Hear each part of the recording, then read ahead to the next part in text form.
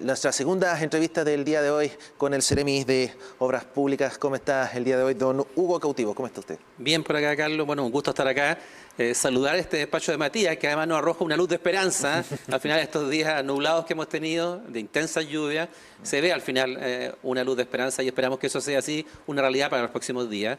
Efectivamente está terminando el sistema climático más fuerte que nos afectó a esta región y también a muchas regiones del país y que nos ha tenido muy preocupados y muy atareados desde el punto de vista de lo que significa la respuesta frente a esta emergencia en los últimos 4 o 5 días. Hoy día efectivamente el sistema está terminando, como también se explicaba en la nota, estamos llegando ya al punto peak de lo que es la subida del río Biobío en su sector de desembocadura. Hemos tenido problemas, digamos, en lo que son los afluentes previos, digamos, la cuenca del Laja y el Biobío durante el fin de semana y el día de ayer.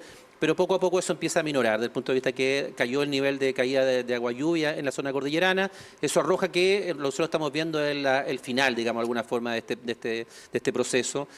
Tenemos una imagen de un río Biobío tal vez casi desértico muchas veces durante buena parte del año y por muchos años nos empezamos a acostumbrar que esa era nuestra realidad.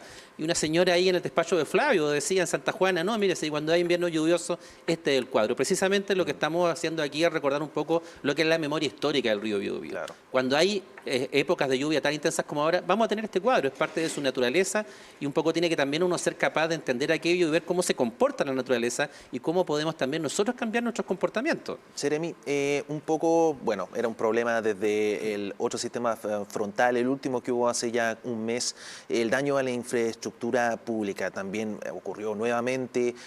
Sin duda que se va a hacer el balance y el catastro correspondiente, las medidas para poder mitigar esta situación, pero lo que se maneja hasta ahora, estamos viendo ahora mismo en imágenes el puente Yacolén, si no me equivoco, ¿sí?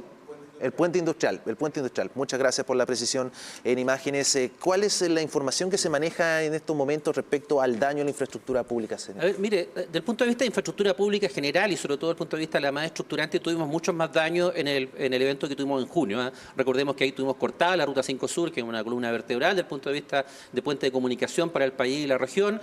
Hoy día básicamente las afectaciones estuvieron en muchos sectores rurales, sobre todo en sectores de cordillera. De nuevo tenemos cortes de ruta en el Valle del Queuco, en la ruta O699, que es la que comunica Ralco con Butalelbum. Muy cerca de Butalelbum tenemos ya un corte que es bastante complicado, que vamos a tratar de recuperar lo más pronto posible.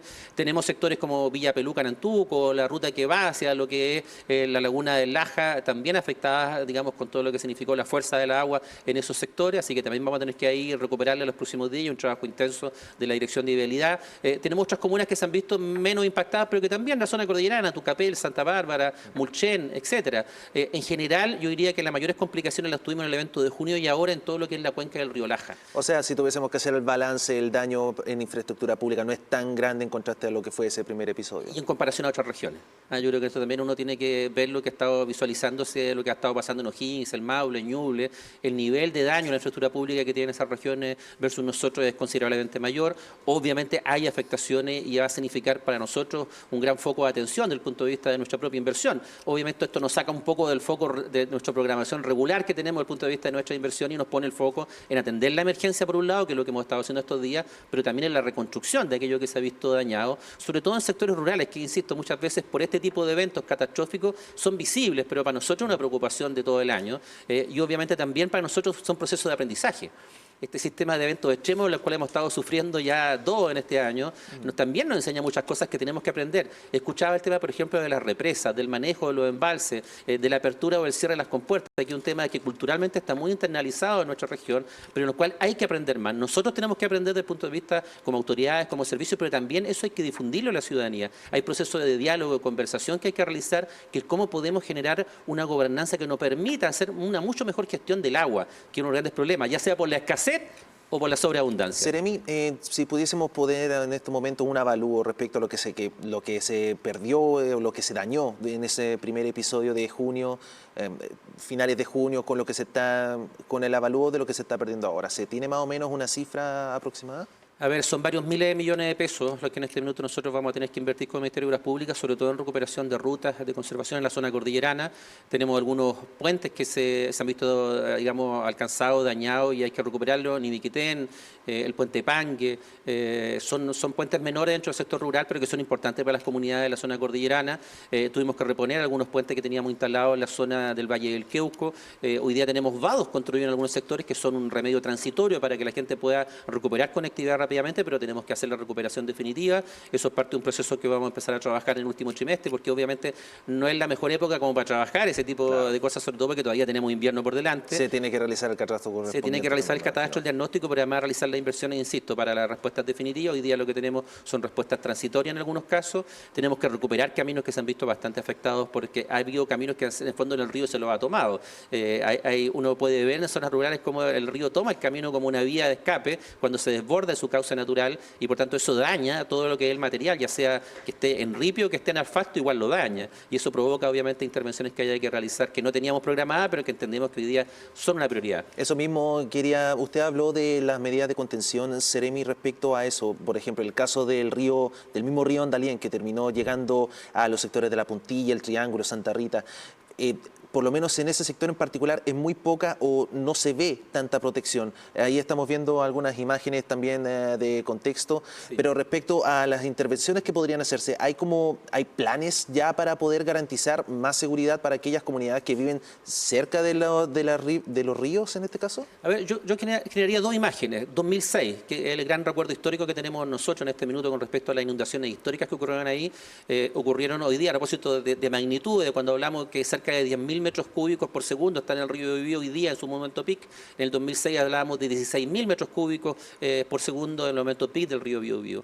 Eso significó que Concepción Norte se inundara completo. Pero ¿qué tuvimos hoy día? Con dos eventos bastante enormes desde el punto de vista del impacto con la cantidad de agua lluvias caídas. En buena parte de Concepción no hubo inundaciones. Y eso es porque ha habido inversión importante ahí que se ha ido canalizando. Recién hoy día, este año terminamos de obras que estaban trabajándose con nosotros el año pasado, en lo que es canalización del río Andalién, en una tercera etapa que significa hoy día efectivamente poder paliar los impactos de agua lluvia. ¿Hay otros sectores que todavía falta por realizar obras de esas características? Sí.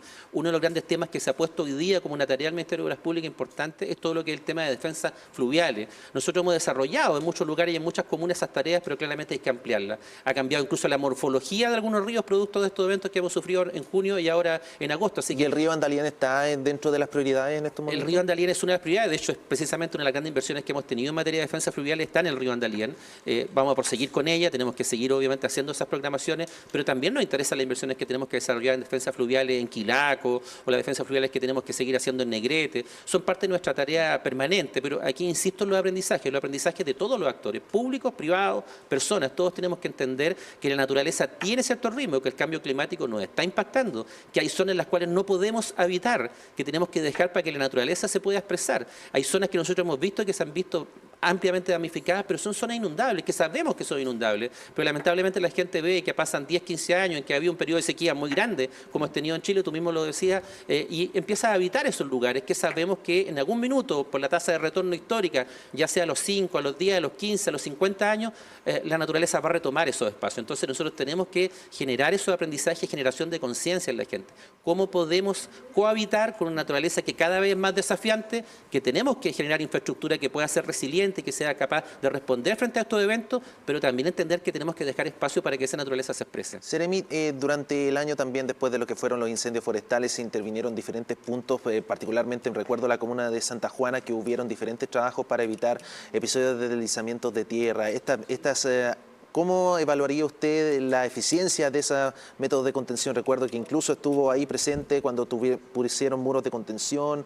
¿Cómo evalúa todo ese trabajo? Bueno, el acompañamiento de TVU con nosotros ha sido permanente, así que nosotros conocen bastante lo que hemos estado trabajando. Así que, efectivamente ha sido un gran desafío que nosotros teníamos post-incendio. Sabíamos que se venía un invierno complicado y, por tanto, teníamos un tema que tratar de reaccionar antes de que llegara el invierno. Yo creo que hasta ahora la evaluación es positiva. Hemos tenido dificultades en Ruta La Madera, por ejemplo, en la ruta Tomé Rafael, Rafael, que son lugares en los cuales hubo mucha afectación de incendios, pero menores con respecto a lo que nosotros pensábamos que podían haber. Efectivamente, el trabajo de limpieza de quebradas, de retiro de árboles caídos, de hidrosiembra que también se realizó, de generar algunos lugares en los cuales, sobre todo en quebradas, para que eventualmente las riadas no llegaran directamente a la carretera, que fueron construidas en palizadas. Todo eso, todo ese trabajo público-privado que se realizó en los meses inmediatos, en cuanto terminaron los incendios, ha servido y hemos tenido la ruta operativa. No hemos perdido prácticamente en ningún momento de conectividad, por lo menos lo que son las grandes rutas nuestras. Así que yo creo que es una evaluación positiva, pero insisto en el aprendizaje. En esto nosotros tenemos que entender que uno tiene que, poco a poco, los desafíos que nos plantea la naturaleza, tenemos que estar mucho mejor preparados, con una capacidad de respuesta mucho más rápida. Tenemos que proteger a la ciudadanía, también es una parte de nuestras labores. Y estas rutas que tenemos nosotros acá en la región del Biobío son desafiantes, no son rutas fáciles. Seremi, muchas gracias por acompañarnos el día de hoy y por darnos algunos de los detalles respecto a cuáles han sido los trabajos. Muchas gracias. No, gracias a usted. El TVU siempre ha estado al lado en estos temas y sobre todo es súper importante en los medios de comunicación para entregar un mensaje, sobre todo de información, que es vital en estos momentos críticos. Perfecto, ahí está Hugo Cautivo, Seremi de Obras Públicas de la región del Biobío. Muchas gracias por acompañarnos.